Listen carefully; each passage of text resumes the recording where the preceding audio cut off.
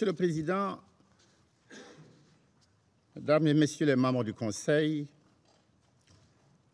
arrivé à Bujumbura le 27 juin, j'ai été reçu successivement par le ministre des Relations extérieures de la coopération internationale, M. Alain Nyamitwe, et par le président Pierre Nkurunziza.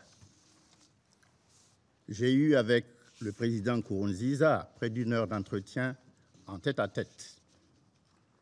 Ma rencontre avec le président était essentiellement une visite de courtoisie.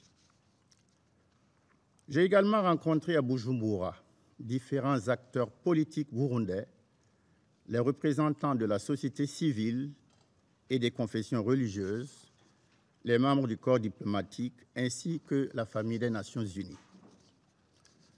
En Tanzanie, j'ai été reçu par l'ancien président et facilitateur du dialogue inclusif interburundais, M. Benjamin Mkapa, et le ministre des Affaires étrangères de Tanzanie, M. Maïga. Le facilitateur dit avoir terminé son travail dont le rapport a été transmis au président Museveni, le médiateur en chef du dialogue interburundais. À Addis Abeba, j'ai également eu des entretiens en marge du sommet de l'Union africaine avec le ministre des Affaires étrangères de l'Ouganda, avec des leaders africains qui suivent de près la situation au Burundi, notamment le président en exercice de l'Union africaine, M. Alpha Condé, ainsi qu'avec le président de la Commission de l'Union africaine, M. Moussa Faki. Monsieur le Président, je viens de vous relater assez rapidement les contacts que j'ai eus dans le cadre de mon premier voyage au Burundi et dans la sous-région.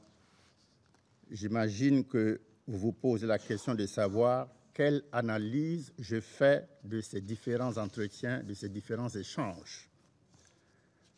Il ressort de ces entretiens des appréciations divergentes sur la situation politique qui prévaut dans le pays. Les autorités burundaises sont confiantes en leur capacité à conduire les affaires du pays dans la sérénité. Elles estiment que la situation générale est calme, dénoncent les ingérences étrangères dans la gestion de leurs affaires internes et rappellent leur attachement à leur souveraineté nationale. Les représentants de l'opposition politique et certains de la société civile, pour leur part, s'inquiètent de ce qu'ils qualifient de dérives autoritaires actuelles du pouvoir et demandent à cet égard une plus grande implication de la région et de la communauté internationale en faveur de la tenue d'un dialogue inclusif et sans préconditions et avec la participation de tous les Burundais. Ils souhaitent également la suspension du processus de révision de la Constitution en cours, ainsi que la fin de la violation de leurs droits élémentaires et l'hostilité des autorités à leur égard, laquelle s'accompagne bien souvent, selon eux, d'une répression des forces de l'ordre par les forces de l'ordre et par des groupes proches du pouvoir. En revanche, les partis politiques et les organisations de la société civile favorables au pouvoir sont d'un avis opposé. La situation économique continue de se dégrader en raison de la conjoncture politique tendue qui dissuade l'engagement des investisseurs privés nationaux et internationaux. Le chômage, notamment des jeunes, est une réalité. Cette situation entraîne des départs de population vers les pays voisins, ce qui accroît indubitablement le nombre de réfugiés. Quant à la situation sécuritaire, elle s'est améliorée depuis le début de l'année. À Bujumbura, tout semble calme et les populations vaquent librement à leurs occupations. On note toutefois que ces dernières semaines ont été marquées par des attaques à la grenade ayant occasionné plusieurs morts et blessés. Mais pour l'instant, les raisons de ces attaques n'ont pas été élucidées. Monsieur le Président, Mesdames et Messieurs les membres du Conseil, C'est une telle atmosphère de paix que l'on souhaiterait désormais au Burundi. Mais dans quelles conditions et à quel prix pourrait-on y arriver? La première exigence est de donner la priorité au dialogue inclusif, condition sine qua non à tout règlement de la crise. Il devient impératif que le gouvernement burundais accède à l'insistance des pays de la sous-région et de l'Union africaine, appuyant cela par les Nations unies, d'aller au dialogue inclusif, c'est-à-dire impliquant l'opposition exilée et celle de l'intérieur. C'est à mon avis à ce prix que nous parviendrons à instaurer la confiance entre les Burundais, à garantir les institutions crédibles, stables et démocratiques et à promouvoir la vraie réconciliation nationale. De ce point de vue, l'accord d'Arusha doit demeurer la norme de référence, la pierre angulaire.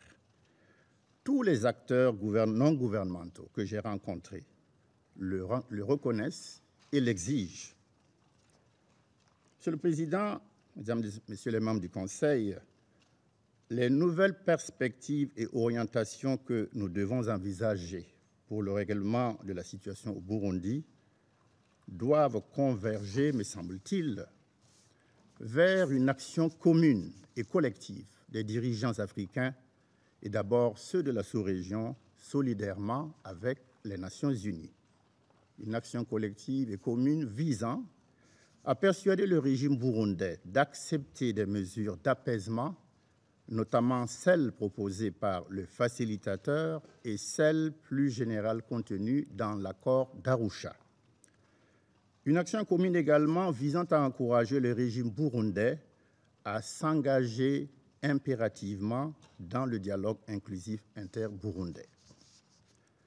Dans cette optique, la récente visite du président Nkurunziza au président Magufuli de la Tanzanie est un signe encourageant. Osons espérer que ce geste est l'indication de la volonté de faire avancer le processus de dialogue inclusif. Voilà pourquoi, en ma qualité d'envoyé spécial, et alors que de nombreux hauts responsables africains se décident à s'engager personnellement et à fond dans le règlement de la crise, je suggère d'apporter plus de discernement dans l'examen de la question burundaise. Monsieur le Président, comme vous le savez, je suis à ma première mission exploratoire et j'entends poursuivre mes consultations dans les jours à venir. Je crois profondément en l'engagement de la sous-région à œuvrer pour la paix au Burundi, avec le soutien de l'Union africaine, et je recommande fortement que les Nations unies accompagnent et soutiennent résolument ces efforts. À terme, même s'il faut encore un tout petit peu de patience, nous arriverons certainement à un compromis dynamique.